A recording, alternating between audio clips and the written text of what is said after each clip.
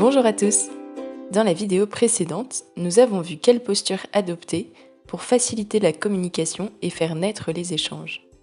Dans cette vidéo, je vais vous partager quelques conseils concrets pour avoir les meilleurs échanges possibles une fois que la situation de communication est en place.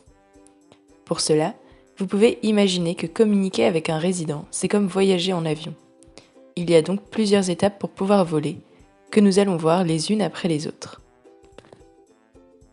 Avant de voler, la première chose à faire, c'est une vérification globale de l'avion et de son environnement. Il en est de même avec le résident.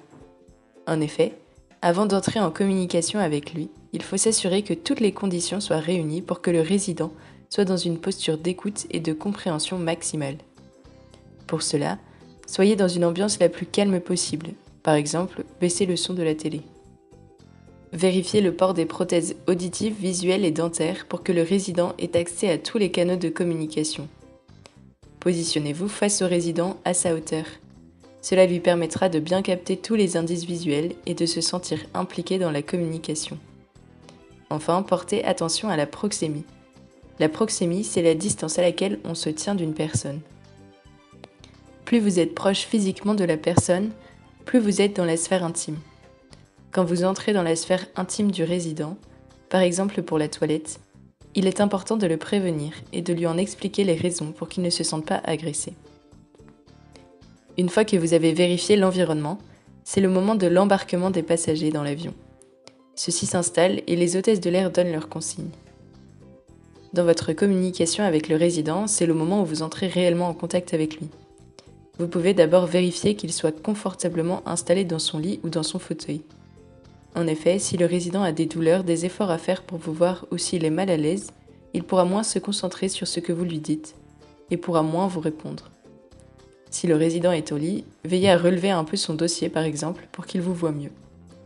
Ensuite, comme les hôtesses de l'air qui font des gestes en donnant leurs consignes de sécurité, vous pouvez utiliser la multimodalité de la communication en utilisant les gestes, le toucher, en exagérant vos expressions faciales, etc.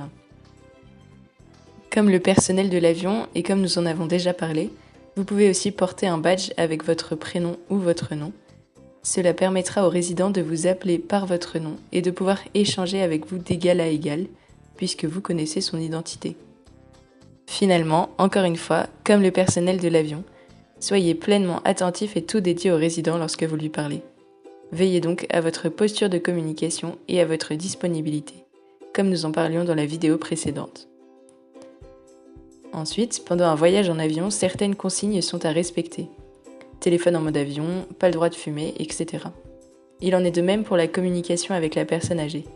Il est important de respecter certaines règles pour faciliter la compréhension et les échanges. Veillez à parler lentement et distinctement, faites des phrases courtes et laissez des silences, communiquez une seule information à la fois, utilisez des mots courants, posez des questions à choix ou fermées, privilégiez un discours autour du ici et maintenant, fondé sur du concret et du visible. Dans l'avion, des accessoires peuvent être distribués pour améliorer le confort du voyageur. Vous pouvez vous aussi offrir des aides aux résidents pour faciliter la communication, en plus de l'adaptation de votre langage. Vous pouvez donc utiliser des aides externes, c'est-à-dire des supports concrets pour aider à la communication. Par exemple, pour les résidents qui posent des questions répétitives, vous pouvez leur préparer des fiches avec les réponses à leurs questions s'ils conservent la lecture. Ensuite, à chaque fois qu'ils vont vous poser la question, apprenez-leur à aller voir la fiche, afin qu'à terme, ils puissent s'y référer d'eux-mêmes. Vous pouvez aussi créer des scripts de conversation pour les aider à guider leurs conversations téléphoniques avec leurs proches par exemple. Vous pouvez aussi utiliser la CAA, communication alternative et augmentée. Par exemple, un classeur de communication avec des images qui représentent des mots. Les résidents qui ne trouvent plus leurs mots pourront donc vous pointer l'image. Ainsi, vous pouvez créer une planche d'images sur la douleur ou les émotions pour pouvoir échanger avec les résidents sur ces sujets, même s'ils ne parlent plus. Vous pouvez facilement trouver sur Internet des supports déjà prêts. Pour utiliser ces planches d'images, il convient d'abord de montrer aux résidents comment faire. Puis, s'il le souhaite, le résident se servira de cet outil. Mais surtout, laissez parler votre créativité. En observant les résidents et leurs compétences, vous trouverez par vous-même les moyens de les aider au mieux. Cela vous demandera du temps et de l'investissement au départ, mais à terme vous serez gagnant, car vous améliorerez votre qualité de relation avec les résidents. Et donc vous gagnerez du temps, notamment car vous ferez face à moins d'opposition et de troubles du comportement.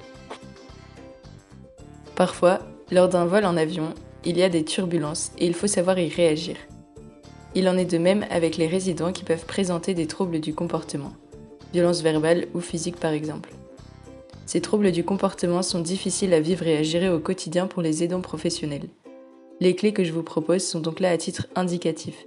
Je sais bien que vous faites déjà du mieux que vous pouvez face à ces situations, et que parfois il n'est pas possible de prendre le temps avec le résident ou d'entrer en communication avec lui. Cependant, les quelques clés que je peux vous donner sont les suivantes. Parlez calmement au résident, plus vous êtes calme, et plus il pourra se calmer. En plus de cela, essayez d'utiliser le plus d'indices possible pour lui indiquer ce qu'il doit faire, pour vérifier sa compréhension de la situation. Dans la mesure du possible, essayez de prendre du temps avec le résident, de vous mettre à son écoute, de lui parler, de lui poser des questions, pour qu'il sente que vous cherchez à le comprendre. Soyez attentif à tous les indices de communication non verbale qui pourront vous éclairer sur la cause du comportement problématique et vous aider à mettre des mots sur les émotions ressenties par le résident. Enfin, vous pouvez amorcer une réflexion sur les antécédents du comportement pour éviter que la situation ne se reproduise. J'expliquerai ce point dans la vidéo 10. Nous voilà parvenus au bout de notre vol. Les quelques notions clés à retenir, c'est d'abord de porter attention à l'environnement du résident et à la posture que l'on adopte pour communiquer avec lui. Ensuite, c'est d'utiliser la multimodalité de la communication pour faire passer les informations. Enfin, c'est être à l'affût de toute tentative de communication de la part du résident, notamment en étant attentif à sa communication non verbale. Et surtout, valoriser le résident lorsqu'il communique. Afin d'utiliser concrètement ces conseils, je vous propose d'en choisir 2 et de les appliquer avec le résident que vous avez choisi à la fin de la dernière vidéo et dont vous avez réalisé le bilan des compétences. Choisissez également le moment où vous appliquerez ces conseils. Cette vidéo sur les conseils pour une bonne communication est maintenant terminée. Merci de l'avoir regardée et j'espère qu'elle vous aura donné des outils concrets pour rendre vos échanges avec les résidents plus fluides. N'oubliez pas s'il vous plaît de répondre au tout petit quiz dont le lien est dans la description. Et à bientôt.